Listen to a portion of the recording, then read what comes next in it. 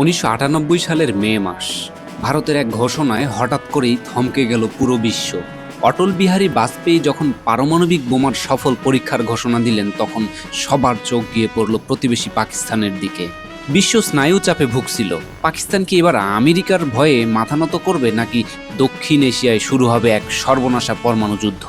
ভারতকে টেক্কা দিতে পাকিস্তানে তখন ফুটছে চরম উত্তেজনা। একদিকে আমেরিকার প্রেসিডেন্ট বিল ক্লিন্টনের সরাসরি ফোন, পরীক্ষা থামালে মিলবে কোটি ডলারের সাহায্য, আর না মানলে ধ্বংস হবে পুরো অর্থনীতি। তৎকালীন প্রধানমন্ত্রী নওয়াজ শরীফ পড়ে গেলেন চরম দোটানায়। কিন্তু পর্দার আড়ালে তখন শুরু হয়ে গেছে এক ডার্ক অপারেশন। মার্কিন গোয়েন্দা সংস্থা সিআইএ এর শক্তিশালী স্যাটেলাইটের চোখ ফাঁকি দিয়ে ডক্টর সামার মোবারক মানদের নেতৃত্বে একদল বিজ্ঞানী গোপনে পাড়ি জমালেন বেলুচিস্তানের দুর্গম চাগি পর্বতমালার নিচে।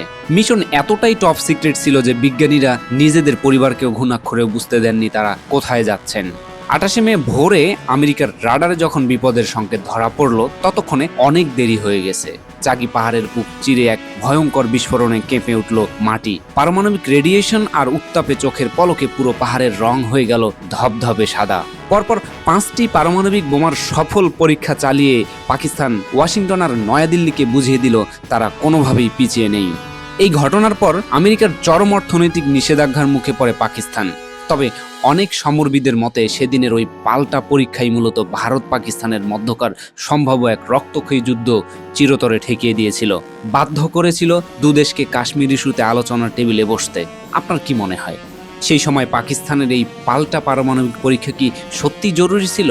কমেন্ট করুন আপনার মতামত। আর বিশ্ব রাজনীতির এমন সব গভীর বিশ্লেষণ শর্টকাটে পেতে আমাদের ইউটিউব চ্যানেল সাবস্ক্রাইব করুন এবং ফেসবুক পেজটি ফলো করুন।